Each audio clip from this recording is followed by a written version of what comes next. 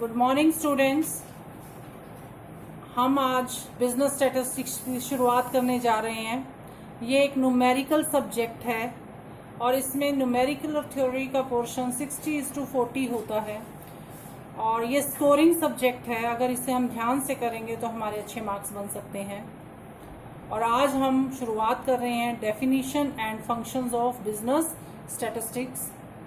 My name is doctor Sunita और मैं आपका सब्जेक्ट जो है बिजनेस स्टैटिस्टिक्स डील कर रही हूँ। इस सब्जेक्ट को शुरू करने से पहले मैं एक लाइन कहना चाहूँगी आप लोगों को, don't limit your challenges rather accept your challenges. Means हमें इस सब्जेक्ट के चैलेंज को एक्सेप्ट करना है रादर दैन इससे भागने के। तो हम शुरू करने जा रहे हैं सब्जेक्ट। ये बहुत ही सिंपल सब्जेक्ट है और इसे हमने पूरे मन से करना है। स्टार्ट करते हैं। Meaning of business statistics. Statistics has been derived from the Latin word status और the Italian word statistica. All word means a political state. In early years, statistics equipped a collection of facts about the people in the state for administration of or political purpose. जब राजा महाराजाओं वाले हम पुराने ज़माने की बात करते हैं तो उन्हें अपनी प्रजा का डाटा मेंटेन करना होता था, उनसे लगान वसूल करने के लिए। तो वो सारा डाटा जो है वो स्टैटिस्टिक्स के अंडर ही कलेक्ट किया जाता था। यानी स्टैटिस्टिक्स पुराने समय से चला आ रहा है और इसका मतलब होता है डाटा या figures of the people. Webster also defines statistics as classified facts representing the condition of the people in a state, especially those facts which can be stated in numbers or in table of numbers or in a tabular or classified arrangement. इसका मतलब है लोगों के बारे में उसको numerically express करना या नंबर्स में बताना। ये तो मीनिंग हुआ। अब हम डेफिनेशंस पे आते हैं। Statistics has been defined in two senses, singular and plural sense. Singular मतलब single meaning, plural मतलब multiple meaning. So statistics अगर हम plural sense में कहते हैं तो collection of numerical facts, and singular sense में कहते हैं तो science of collecting, classifying and using statistics. पहले हम plural sense में इसका meaning को जानते हैं। A.L. बाउले ने डिफाइन किया है, statistics are numerical statements of facts in any department of inquiry placed in relation to each other. It means numerical statement of facts यहाँ पर हम highlight कर सकते हैं। Next definition is Karski. By definitions, by statistics we mean aggregates of facts affected to a marked extent by multiplicity of causes, numerically expressed, enumerated or estimated according to the reasonable standard of accuracy, collected in a systematic manner for a predetermined purpose and placed in relation to each other. ये definition थोड़ी बड़ी है but ये ज़्यादा clear करती है। इसमें highlighted रहेगा aggregate of facts. It means वही डाटा। एग्रीगेशन ऑफ फैक्ट्स का मतलब data which is numerically expressed और which is collected in a systematic manner and for a pre determined purpose. जब भी हम कोई भी काम करते हैं एक ऑब्जेक्टिव होना ज़रूरी है।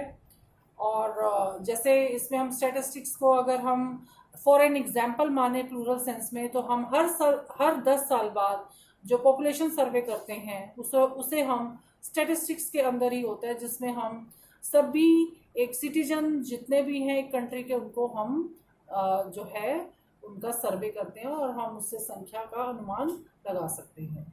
प्लूरल सेंस में स्टैट्स का मतलब डाटा या न्यूमेरिकल फैक्ट्स से है। सिंगुलर सेंस की बात करें तो statistics means body of technique और methodology which has been developed for the collection, presentation and analysis of quantitative data for the use of such data in decision making.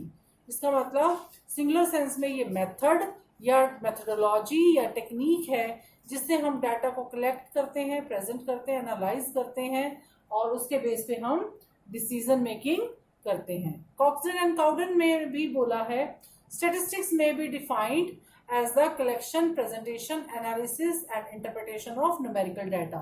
यानी numerical data plural sense में हुआ और numerical data के base पर methodology या उसके base पर decision making करना एज अ साइंस, उसके बेस पर निष्कर्ष निकालना is called in the statistics as in the singular sense. So definitions में अगर हम डिफरेंस करें तो statistics as data plural sense में होगा, statistics as method in singular sense में होगा. तो इसमें है कि अगर प्लूरल सेंस में इट इज प्लूरल और सिंगुलर में इट इज सिंगुलर. और इस डाटा का सेकंड डिफरेंस है series of data is in plural sense और statistical method in a singular sense.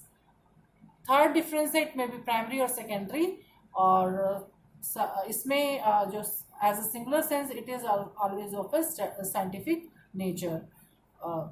फिर फोर्थ डिफरेंस की तरफ आते हैं. It is form of raw material. Data अपने आप में कभी भी कोई कंक्लूजन नहीं निकालता, लेकिन सिंगुलर सेंस में form of tools applied to process the material. एक तरह से प्लूरल सेंस में डाटा जो रॉ मटेरियल है और सिंगुलर सेंस में method, application of method on data to conclude something. So I think so आपको डेफिनेशन या मीनिंग ऑफ स्टैटिस्टिक्स क्लियर हो गया होगा. अब हम चलते हैं फंक्शंस ऑफ बिजनेस स्टैटिस्टिक्स. ये इसका डायग्राम है. हम सीधा इसकी थ्योरी की तरफ चलते हैं. फंक्शंस ऑफ बिजनेस स्टैटिस्टिक्स में फर्स्ट फंक्शन है इसका it present facts in a definite form. ये इसको एक डेफिनेट फॉर्म में हम जो है शो करते हैं. जैसे अगर कोई भी डाटा केजीज में है तो सारा डाटा केजीज में होना चाहिए, नंबर्स में है तो वो सारा डाटा नंबर्स में होना चाहिए, यानी सेम यूनिट या क्वांटिटी में हम उसको शो करते हैं. So it presents facts in a definite form. Numerical expressions are convincing and it is most important function of statistics in precise and definite form. Second function है it simplify mass of figures. It means data जो है वो हम बड़े data को short form में लेके आते हैं in the form of table, graph, diagram, average, which is simple to understand. इसका बहुत अच्छा एग्जांपल है कि जब आपकी मार्क्स की डीएमसी आती है तो आप सारे मार्क्स सब्जेक्ट्स को अलग अलग बताने के सिर्फ ये कहते हैं कि yes I have scored in 12th 90%. So it is a single figure which represent the whole data in a simple way. Third है इट फैसिलिटेट कंपैरिजन. जब डाटा को हम सिंप्लीफाई करते हैं तो हम कंपैरिजन भी इजीली कर सकते हैं कि हमने माना एक क्लास में 100 स्टूडेंट्स हैं और सभी के मार्क्स को अगर हम देखें, एवरेज को देखें, तो हम कह सकते हैं कि टॉप 3 स्टूडेंट्स कौन से हैं. तो कंपैरिजन करना इजी हो जाता है. फोर्थ है इट हेल्प्स इन प्रेडिक्शन. इसके बेस पर हम प्रेडिक्शन भी कर सकते हैं. ये मेनली इकोनॉमिक्स या बिजनेस में ज़्यादा प्रेडिक्शन के लिए यूज होता है कि फ्यूचर ट्रेंड्स अगर हमारे पास्ट 5 ईयर्स में किसी भी प्रोडक्ट के प्राइसेस या पेट्रोल के प्राइसेस बढ़ रहे हैं तो नेक्स्ट ईयर ये बढ़ेंगे या कम होंगे, सो दैट हम पॉलिसीज और प्लान्स में भी इसमें हेल्प ले सकते हैं. फिफ्थ फंक्शन में आते हैं it help in formulating and testing hypothesis. ये इसका एडवांस है स्टैट्स का. आपके सिलेबस में नॉर्मल ही रहेगा, तो इससे सिर्फ ये है कि हम इसके बेस पर हम पॉलिसीज और प्लान्स फॉर्मुलेट कर सकते हैं. इससे ही आप इसका अंदाजा लगा सकते हैं. नेक्स्ट है it helps in the formulation of stable policies. It means कि महंगाई कितनी बढ़ गई है, प्राइसेस कितने बढ़ गए हैं, उसके अकॉर्डिंगली हमें जो है एक्सपोर्ट्स, इंपोर्ट्स, प्रोडक्शन कितना करना चाहिए पॉपुलेशन के अकॉर्डिंगली और प्राइसेस के अकॉर्डिंगली, और आगे भी प्राइसेस को लो करना है या हाई करना है. तो ये सारा डाटा जब तक नहीं आएगा हम उसके बेस पे स्टेबल पॉलिसीज नहीं बना सकते. और लास्ट है स्टैटिस्टिक इंडिकेट ट्रेंड बिहेवियर. हम स्टैटिस्टिकल मेथड्स के बेस पर like correlation, regression, time series, जो कि आप पढ़ने भी वाले हैं आगे सब्जेक्ट्स में, they are useful in forecasting future events. तो स्टैटिस्टिक्स के साथ हम ट्रेंड बिहेवियर को भी मेजर कर सकते हैं. सो आज हमने किया meaning, definition and functions of statistics. बहुत ही बेसिक सब्जेक्ट है ये और बहुत ही प्रिलिमिनरी इंफॉर्मेशन है ये. So thanks for the day, thanks for listening, thank you.